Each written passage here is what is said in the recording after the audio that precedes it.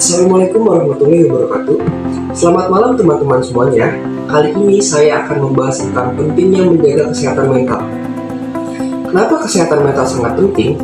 Kesehatan mental adalah kondisi kesejahteraan emosional, psikologis, dan sosial individu. Jika kesehatan mental terganggu, maka kehidupannya pun sulit untuk seimbang. Selanjutnya, apa saja cakupan kesehatan mental?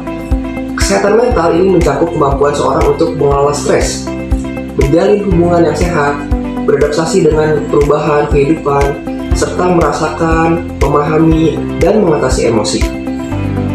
Jadi kita tuh harus bisa gitu teman-teman dalam memahami segala perubahan dalam kehidupan kita yang tadinya contohnya kayak misalkan kita tuh lagi di atas gitu, tiba-tiba kita jatuh di bawah gitu. Itu tuh udah hal biasa gitu. Jadi kita tuh harus banyak-banyak istighfar lah gitu lah dengan kehidupan ini yang pernah kita lalui teman-teman. Oke, selanjutnya ada faktor-faktor yang mempengaruhi kesehatan mental. Yang pertama ada faktor genetik. Nah, faktor genetik itu apa sih? Jadi faktor genetik itu udah turun-temurun gitu. Jadi kalau misalkan keluarga kita mentalnya ada yang nggak sehat, itu bakal turun ke anak-anak cucu kita kayak gitu teman-teman. Kemudian yang kedua tuh ada pengalaman traumatis. Nah, ini kebanyakan nih kalau trauma-trauma gini dari pasangan gitu teman-teman. Kalau misalkan disakiti sama pasangannya gitu. Tapi ada juga sih dari beberapa yang broken home atau dari keadaan keluarganya yang kurang baik itu dapat menyebabkan trauma gitu ya teman-teman. Oke, selanjutnya ada stres dan tekanan hidup. Kalau ini hampir semua orang kayak teman-teman merasakan ya, stres dalam hidup. Kayak semua orang hampir punya masalah gitu dalam hidupnya ya. Oke, selanjutnya ada isolasi sosial. Jadi isolasi sosial ini mungkin dia seperti menjauhkan diri gitu dari lingkungan sosial. Jadi kayak mungkin kayak ya gitulah, menutup diri gitu. Itu termasuk ya. Kemudian ada ketidaksetaraan sosial dan ekonomi. Nah, kalau ketidaksetaraan ekonomi itu mungkin jadi dia minder gitu dengan ekonomi dia sendiri gitu, jadi dia terpuruk gitu, jadi stres gitu memikirkan hal tersebut. Oke, selanjutnya kapan kesehatan mental mulai terganggu?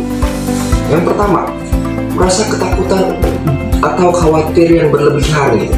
Jadi kita tuh kalau misalkan udah merasa ketakutan atau khawatir yang sangat berlebih, itu ciri-ciri tuh teman-teman tuh dari kesehatan mental yang mulai terganggu, udah mulai terganggu lah itu. Selanjutnya ada perasaan bersalah yang menghantui. Nah, ini kalau misalkan kita berbohong, kan kita kan merasa bersalah tuh, kepikiran terus. Oke, selanjutnya ada perubahan mood atau suasana hati yang drastis. Nah, ini kebanyakan cewek-cewek nih kayak gini nih. Nah, lagi senang-senang tiba-tiba ngambek tuh. Kayak gitu, itu gak boleh ya teman-teman ya. Buat perempuan kurang-kurangnya kayak gitu, itu tandanya kalian kesehatan mental terganggu. Terus lanjutan, ada tampak menarik diri dari teman dan lingkungan sosial. Nah, itu buat yang seperti itu kenapa gitu teman-teman ya. Selanjutnya ada kelelahan signifikan, energi menurun atau mengalami masalah tidur. Nah, itu kayak kalian misalnya insomnia, sulit tidur, itu perlu diperiksa psikolog juga ya. Mungkin kesehatan mental kalian terganggu gitu teman-teman. Oke, selanjutnya upaya untuk meningkatkan kesehatan mental teman-teman ya. Yang pertama nih ada terapi psikologis nih buat yang mentalnya terganggu nih, termasuk mantan saya gitu ya. Cepet-cepet deh ke psikolog, kasihan soalnya lingkungan sekitar itu sangat berpengaruh gitu. Yang kedua, meditasi. Nah, kita tuh bisa meditasi kalau misalkan di agama saya ya. Meditasi itu bisa dengan cara kita sholat tahajud, kita cerita gitu sama Tuhan kita sendiri. Ya pokoknya curhat lah gitu sama Tuhan kita sendiri. Itu bisa seperti itu. Terus yang selanjutnya olahraga dan menjaga kesehatan fisik. Nah, ini tuh sudah saya rasakan sendiri gitu. Saya tuh kalau stres di kuliah atau di lingkungan kerja atau ya pokoknya di kehidupan, saya olahraga gitu teman-teman. Emang olahraga tuh capek, tapi setelah kita olahraga tuh pasti enak gitu, banyak kayak plong gitu, segala masalah hilang gitu. Kemudian mengatur pola makan. Nah, mengatur pola makan juga penting ya teman-teman. Mungkin ini terlihat remeh, tapi kalau pribadi saya, kalau misalnya saya lagi stres, saya malah banyak makan teman-teman. Nah, itu nggak baik sebenarnya. Jadi harus dikontrol gitu ya. Oke, selanjutnya menghindari kebiasaan buruk. Nah, ini buat teman-teman yang hobi-hobinya buruk gitu. Kayak ya yang negatif-negatif hindari dah. Itu biar mental kita sehat gitu. Kayak misalnya main slot gitu. Itu kan membuat mental kita breakdown gitu kan. Kadang kalau kalah kan kita rungkat gitu kan. Kalau rungkat gitu kan pusing, kita nggak punya duit ya. Jadi hindarilah yang kayak gitu-gitu. Yang sehat-sehat aja ya teman-teman ya. Kemudian memperkuat dukungan sosial. Kita bisa memperbanyak relasi, memperbanyak teman, entah itu di kampus atau dimanapun itu. Ini bisa menjaga kesehatan, untuk menjaga kesehatan mental kita.